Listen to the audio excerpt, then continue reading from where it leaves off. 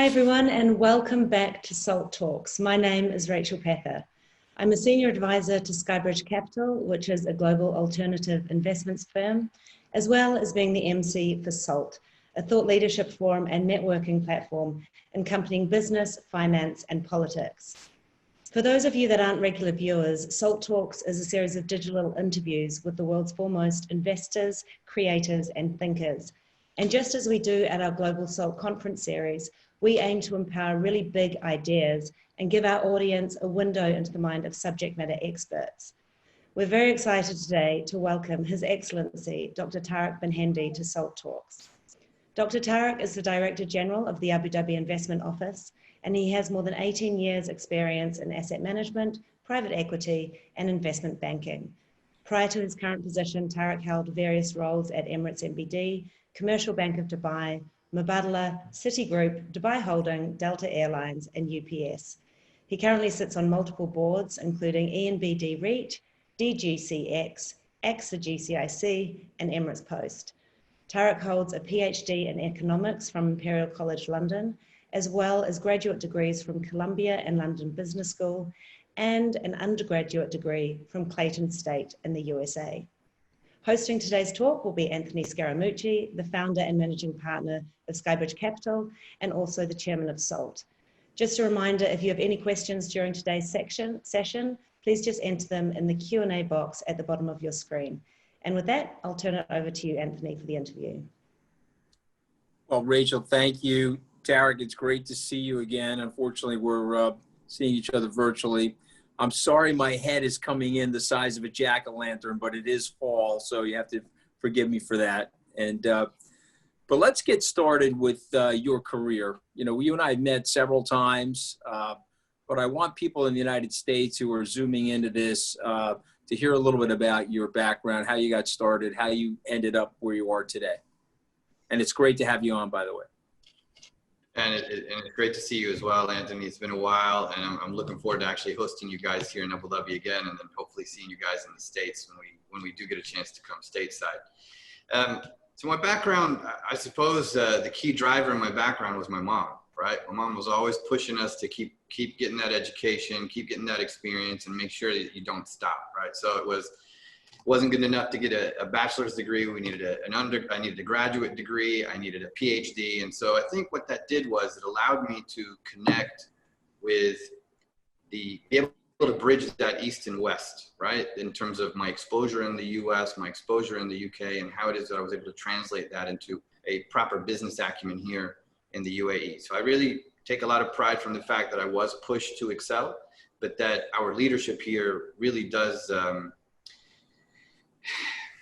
value that international experience. They value the fact that we have international exposure, and they value the fact that we're trying to change things, right? I think that's helped me quite a bit in terms of how it is I've gotten to where I am today. So if I had to describe in a nutshell your current job, what are the components of your current job?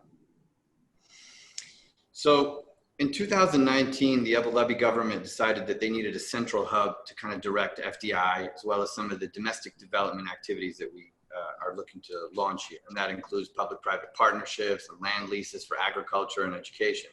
And so the core drivers of what it is that we do today really come down to promoting, facilitating, and attracting companies to Abu Dhabi. So we have financial, non-financial instruments that we use, but it's all grounded in this core drive to expand innovation, to try to put all the right components in place so that we can create ecosystems. I don't think you can invest into creating an ecosystem without putting the right components in place.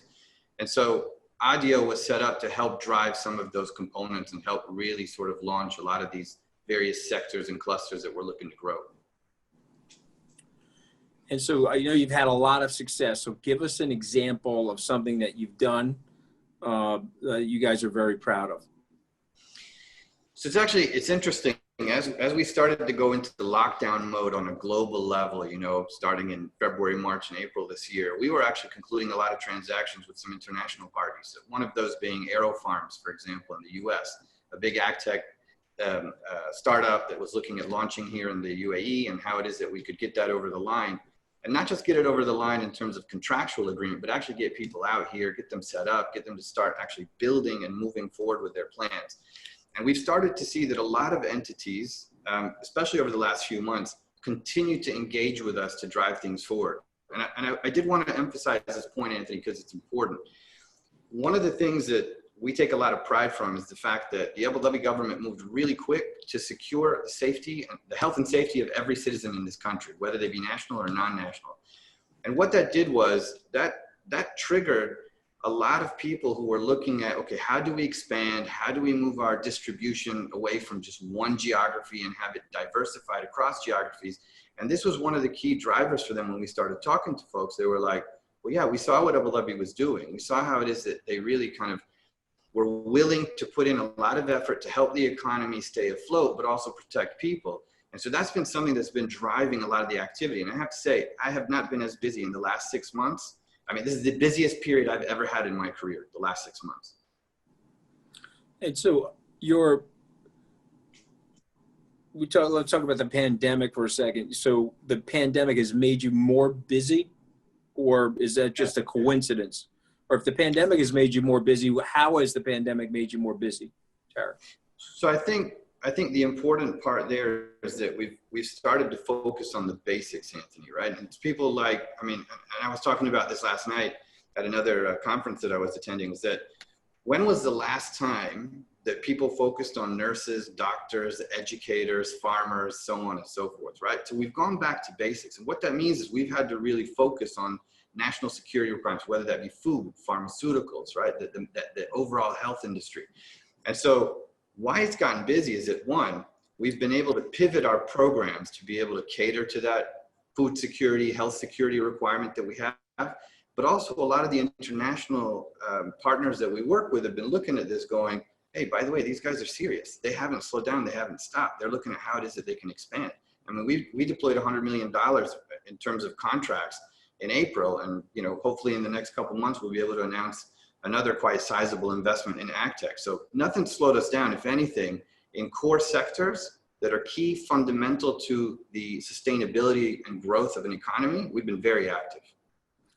So I want to step back for a second, because I asked Nabil at Al-Mascari this question yesterday. I'm interested to hear your take on this. We have a lot of Americans on the line, some of which have never been to Abu Dhabi.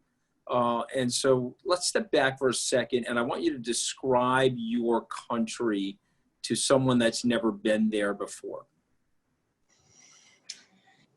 The easiest word that I can use to describe the country is simple, right? It's actually really simple to get things done here. And we've tried to make it even more simple than it already was, right? Now, that's not to say that every single process was easy, right? But what has happened over the past 6 to 9 months is, from a policy setting perspective, as well as from an economic contribution perspective, leadership has said, we've got to make changes. I can tell you the last 6 months have seen more changes to the way that it is that we operate, not only as a government, but also as an investment platform, as an economy, than you've probably seen over the last few years, right? And this has been really telling to how agile and how quick to respond the government is. So I suppose the easiest answer to that is that it's a flat system here in terms of, if you have ideas, if you've got criticism, if you've got any kind of contribution that you want to offer us that we can take up leadership, it's pretty quick to execute. The other thing that I will say is that this is probably one of the most diverse countries in the world in terms of nationalities. We have over 200 nationalities, people from everywhere. You cannot go a day without interacting with at least 5 or 6 people from different places around the world. And that's quite unique, right? So we take a lot of pride from how welcoming we are. We take a lot of pride from how it is that we're trying to grow. And we are very, very keen on engaging the world's best thinkers, the best innovators to come and be based in Abu Dhabi so we can help really drive that narrative forward. Well, listen, I not only agree with everything you said, first time I got to Abu Dhabi was in 2005. I landed at the old airport, and I was just in wonder because it had that whole Arabian feel to it. And then I visited Dubai, and obviously Dubai was growing in 2005, but it's 6 times larger perhaps today. And the thing I would say about your country is, not only is it forward thinking and having an amazing vision, but it also is looking to be embracing to the rest of the world. So I love the Abraham Initiative, normalizing relationships. I love the commercial activity there. But something I brought up yesterday that I want to emphasize is the legal system. I think your legal system is second to none in the region. And in fact, it's a place where people can go and actually have a platform for commercial opportunity. And then all of a sudden, when you look at the entire world, you guys have reach into the MISA space, if you will, but all the way out to Australia if necessary. So, but talk to me a little bit more about the AgTech space. A lot of people are not that familiar with it. And so give us a primer on AgTech and tell us what you guys are doing in that space. So I'll give you an interesting stat. When we were looking at farms, all the farms in the UAE, right? There are 24,000 farms in Abu Dhabi. There are about 35,000 farms in the UAE. When you look at a country like Australia, they've got about 35,000 farms as well. Now there's a difference in scale and size, but all of this comes down to efficiency. And so what we've been trying to do as it relates to agriculture, and this has been a core pillar of our growth and development over the last almost 50 years now, because we're celebrating our 50th National Day next December, has really been this focus on agriculture. So AgTech has not been a response to the last 9 months. This has been a steady strategy of how it is that you can turn the desert green. And so what we've done is we've looked at, okay, we've got traditional farmers. How is it in an arid climate that we can reduce our reliance on water and make it more efficient? So what we've done is we've partnered with these great international institutions, RNZ, RDI, AeroFarms, Medar Farms, and there's a few more in the pipeline that we've just signed with that I can't announce just yet. But what we're trying to do is we're trying to address every part of that food supply stream that we need to take care of. So we have our sister companies in Abu Dhabi that are looking at how it is that they can build the logistics component out, but we're looking at how it is that we can test new genetic coding in plants, how it is that we can improve water efficiency, how it is that we can utilize humidity to water agriculture, how it is that we can use sunlight to be able to power different things on a farm. So what we want to do is be able to produce locally, we want to be able to produce more efficiently, and we want to work with partners around the world. And I'll say this, Anthony, and this is related to AgTech and beyond, right? We look at this as it relates to the medical industry now as well. We will not, and no one will be able to function properly in any of these spaces without having this collaborative approach to getting things done. I look at what it is we're doing in agriculture now. We've got companies from around the world, and now with the Abraham Accords, we've got companies from Israel that are looking at how it is they can show us the best of what they've created and how it is that we can transfer that knowledge to and from each other. So I think it's been really important. If anything, this lockdown over the last various types of lockdowns over the last 7 to 9 months has just proven that globalization is a necessity. We're only going to get out of these problems if we work together. And I think that's an important pillar of what it is that Abu Dhabi does. We are not going to be able to create this on our own, but we will be able to enable this through the resources that we have and bring in all these countries and companies to help us do this. And I think it's fascinating because you're literally doing something that we would have considered to be impossible 2 decades ago. You're now making the impossible possible.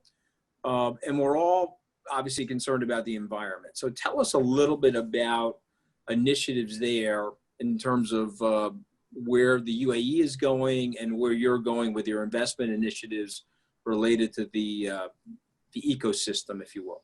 Yeah. So we take ESG very seriously. We're also looking at these sustainable development goals that were set 5 years ago, right? It's the 5-year anniversary of when those global SDGs were set. And so it makes it really easy for firms that are focused on ESG to come slot into what it is that we're trying to do. And what I mean by that is we're looking at the ocean, we're looking at the desert, we're looking at the air, we're looking at pollution, we're looking at how it is that we can make sure that we're able to help the average consumer at home be able to be more environmentally friendly, from waste management to water utilization, to how it is that we transport people around the city, and how it is that we are looking at greener ways of traveling, like, cross-country traveling. Etihad Airways recently flew a very environmentally friendly Boeing aircraft. And we're looking at, again, this is just one example of the many things that we're doing, but to us, the Environment Agency in Abu Dhabi is a core pillar and a core partner in everything that it is that we are doing. When we go out and we're looking at how it is that we can expand certain sectors and industries, they're involved in the conversation.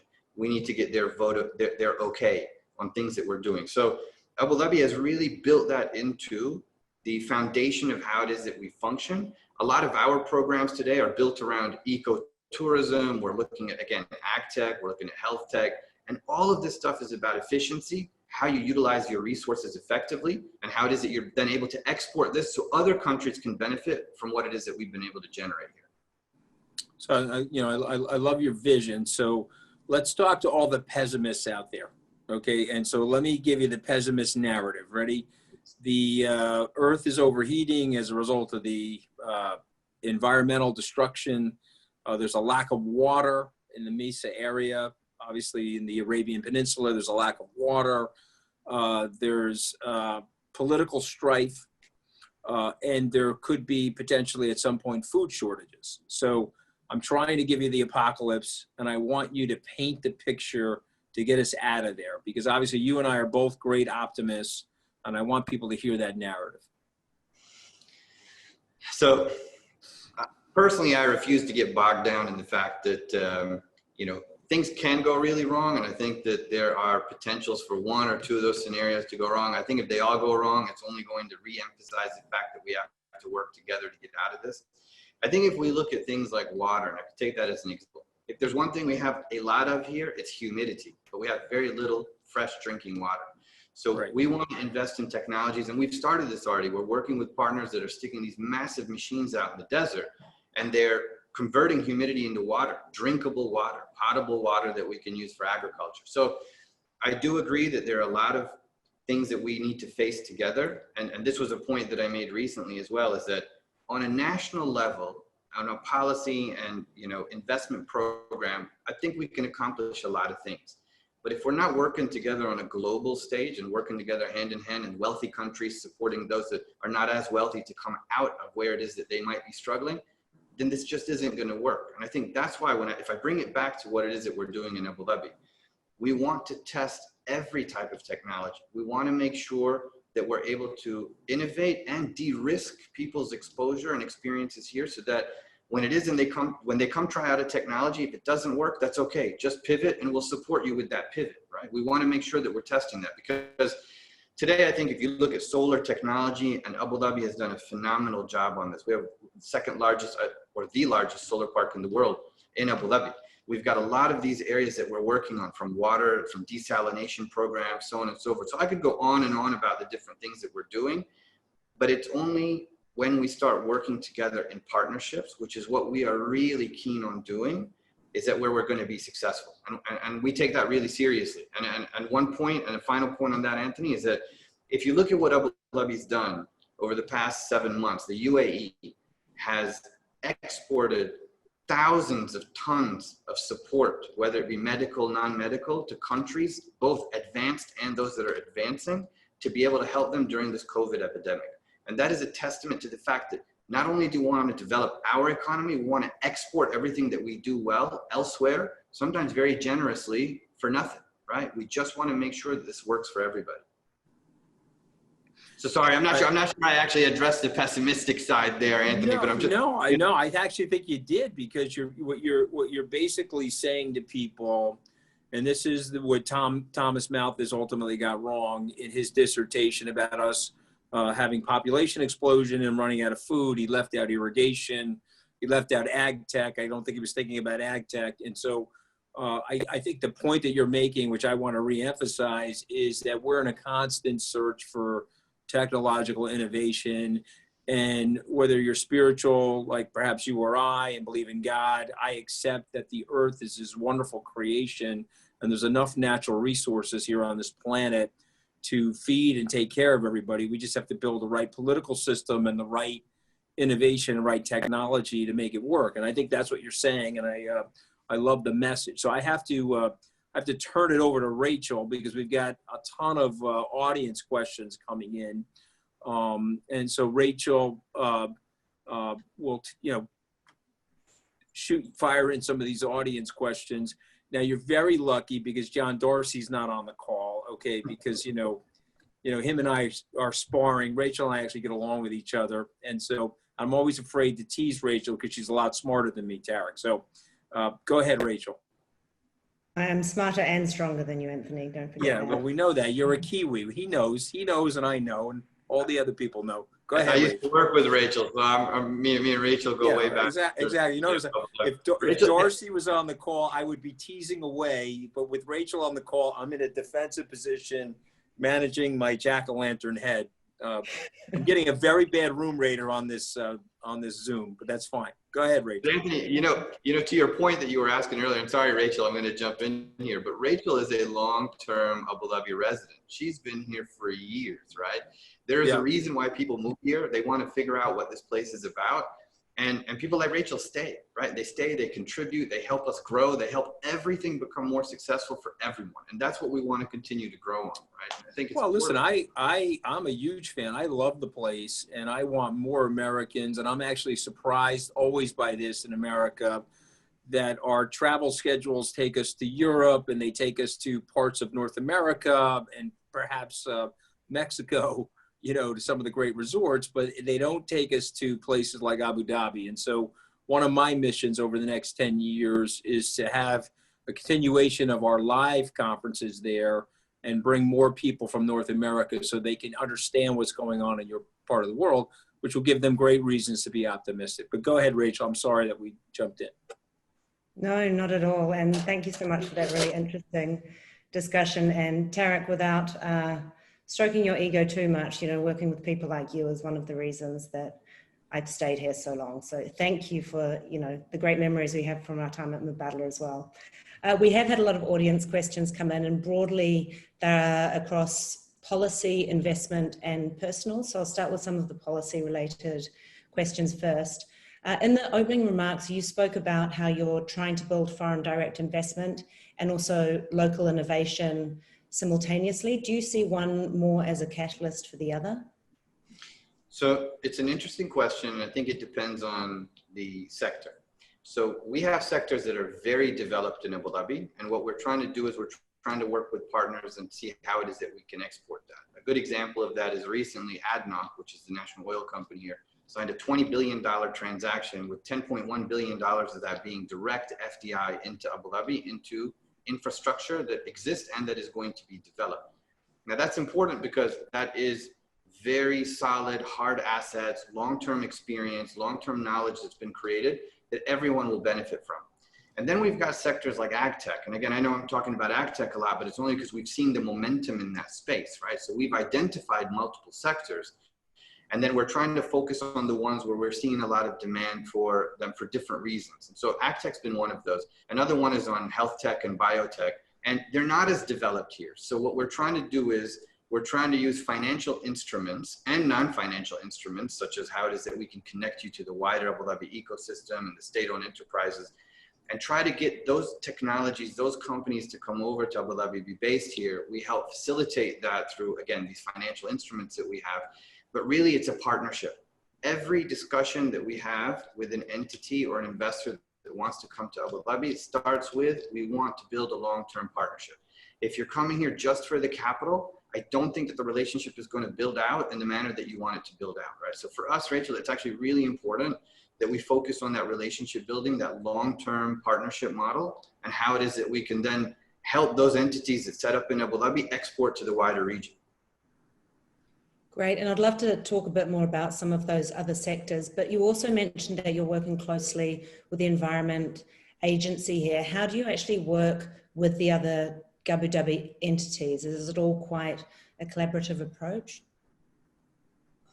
It is. I think if you look at how it is that the government's been set up, where you have these 9 departments, and I won't go into too much detail there, but effectively what happened is you go from the Department of Energy all the way to Department of Health and every department in between. And what we've done is we've created these very, very close-knit committees where we sit together, we talk about the interest of companies that are looking to come in and set up in Abu Dhabi and how it is that we can facilitate everything for them on an end-to-end basis. So licensing to visas for the people that they want to move over here, to financing, to investment, to land plots. And so I'll go back to the Environment Agency. When we're looking at building out any type of physical infrastructure, they are involved with us from start to finish, from materials that we're using, from the location, from what kind of habitat might be in that area.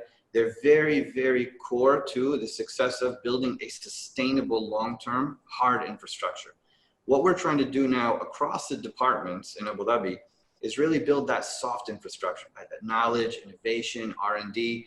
It's interesting for people to come build the sales and distribution out of Abu Dhabi, but it's really interesting if you come and test your technology and start working with our universities and some of our major entities. And these are massive entities in Abu Dhabi to try to help solve for some of the problems that we face and that other countries face. And so that's really how it is that we work together. It's really by committee. It's all very quick. It's very, very fast approvals from leadership here. And the key point is everyone coming in now has a seat at the table to not only help with the development of our economy, but to help shape policy. And to Anthony's point, law. We know that we have a good legal system. We want to make it better, right? There are always ways that we can improve that. And we're only going to do that through support from the private sector. And it's interesting, you touched on universities as well, and there was a question coming in from the audience on that. Do you have plans in education in STEM subjects within universities and schools, or is that something that you're looking to also progress with? So at a base level, we've got every curriculum covered here at an education level in Abu Dhabi. You want IB, you want the American system, the British system, the Indian system, French, German, we've got it. It's all covered. I think when you start looking at graduate schools and postgraduate, what we're trying to do now is we're trying to make sure that we build that innovative culture into education. And the way that we want to do that is through exposure. Now, what I mean by that is we can try to fund as many programs as we want, but if we're doing it, again, in isolation of major Fortune 500 entities, other universities around the world that can partner with us, then we're going to be starting from the bottom. And we want to make sure that we start with each other on the research that's already been developed and how it is that we grow. We're not going to be able to create an entrepreneurial ecosystem if students are not exposed to that work ethic, to that type of thought process, and to the people that are very successful in that space. We want to make sure they have that exposure so they keep growing. So our universities are going to be core to this. And recently, we launched the Mohammed bin Zayed University of Artificial Intelligence, the first in the world. And we've been recruiting professors, some of the preeminent professors in that space, to come in and help educate our youth, but also youth from around the world that want to participate in that, which is what we've done with NYU, with Paris Sorbonne, and with other universities that we've built in Abu Dhabi. Yeah, I think that sort of learn by doing aspect is really important. And I know this topic comes up again and again, but because you're so close to the ecosystem, have you seen a change within the sort of fear of failure within the entrepreneurs in the region? Because I know that has been kind of a hindrance in the past for people that might have wanted to go out and try and start up their own company. Yeah, so there's always the perception versus reality issue, Rachel, that we have to address, right? And I think that there's been a fear component to people wanting to set up, but then you look at the success stories here, but people don't talk about the failures. And what we are trying to do as the Abu Dhabi Investment Office, and what Abu Dhabi leadership is trying to do in general here, is take the most serious components of where it is an entrepreneur may fail and de-risk that for them. So whether it's financial, whether it's licensing, whether it's the legal component, whether it's access to contracts, revenue streams, developers, talent, so on and so forth, we're trying to de-risk that so that if they do fail, the entrepreneur can start over, all over again, really quickly. And so that's the ecosystem. And this was my point earlier, right? You can't create an ecosystem without having the right components in place. You have capital, you have willingness, you have a very agile and forward-thinking leadership structure in Abu Dhabi. And I have to say, a lot of this is top-down. So our leadership, His Highness, and all the other leaders that we have in Abu Dhabi are really driving this narrative down and putting pressure on people to deliver. And if the government is operating under that type of pressure, you know that we're trying to feed that into the private sector so they can benefit from what it is that we're trying to do. So I have to say, this has been probably one of the most fascinating roles that I have ever held, just to be able to witness the transformation that has happened from a policy-making perspective and how quickly that is mandated to feed into the private sector. Does that mean that everything we're doing is going to translate into instant success? No, but we understand that some things are quick and other things require long-term building blocks and foundations to be set. We're trying to build both of those at the same time.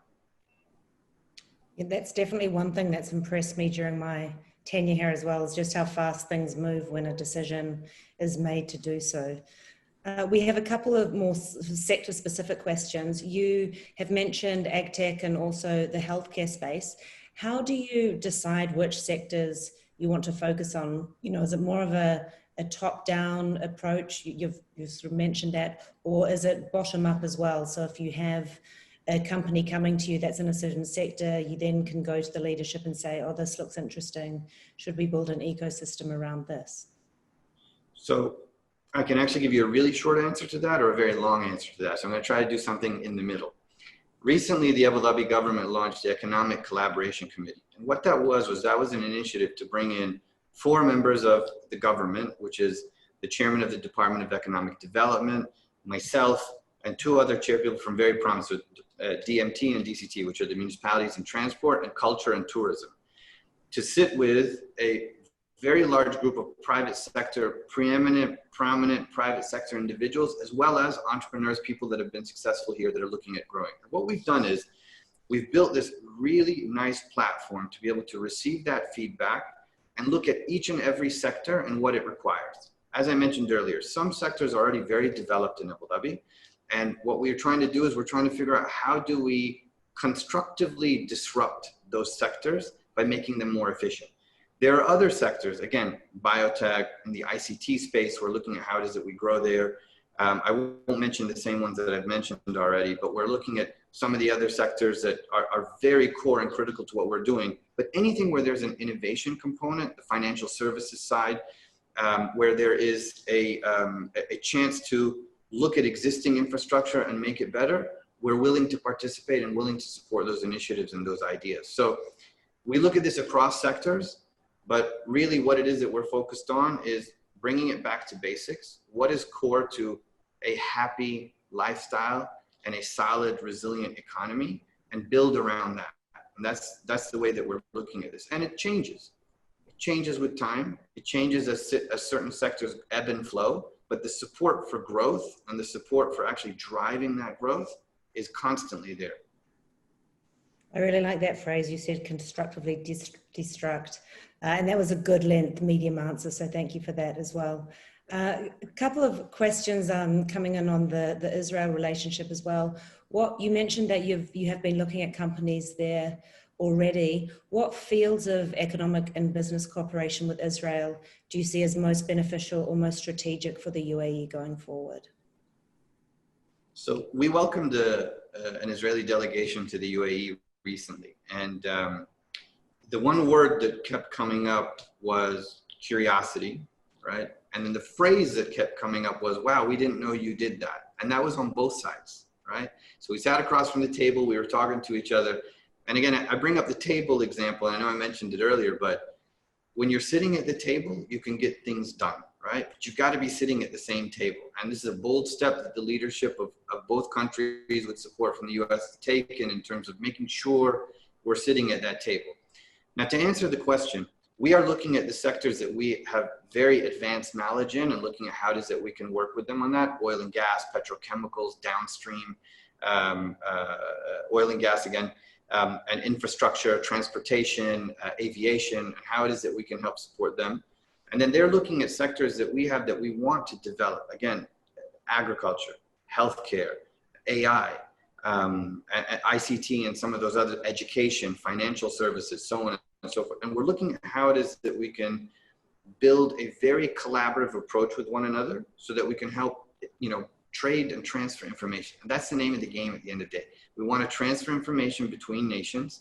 We want to make sure that we're working with the right partners there, that they have the right access to the right people here, and vice versa, and that we help grow this. So right now, we're in that exploration phase. We're very excited. We're talking to everyone across every sector, and we're looking at,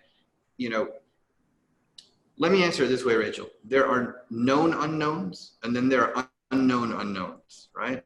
And right now, we've been working in those two spaces, and we're finding out a lot about each other and how it is that there's so many similarities in terms of ambitions and what we're trying to create, that right now we're focused on just learning as much as we can and then building the right type of system to benefit each other. Great, thanks Tariq. We're almost out of time and we have so many unanswered questions from the audience, so I apologize to all of you that have submitted questions. I do just want to read out a comment though from Benny Schlick from Innovation Without Borders. He said, I've been working with a lot of governmental entities around the world, and I have to emphasize that I've never experienced such an amazing, responsive and practical work ethic like I had with the team of ADIO and His Excellency Tariq Bin Hendi. They work as if they are a lean, small startup. So I just thought I would pass on that compliment from Innovation Without Borders. And then, thank you. A slightly softer question to finish on. We've actually had a couple of people ask, what inspires you every day? I think what inspires me every day is that I want to leave a better planet than what I found, right? Than what I've been able to enjoy.